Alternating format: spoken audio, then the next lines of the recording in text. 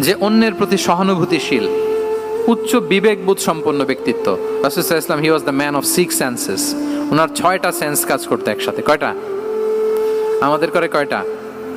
5টা তো আল্লাহ দিছে, অনেকের 3টাও কাজ করে না। কোন দিক দিয়ে কি হচ্ছে দিন দুনিয়ায় নাই, সে একেবারে অন্য জগতের মানুষ। কি হচ্ছে চোখ কান খোলা নাই, কিছু জানা নাই।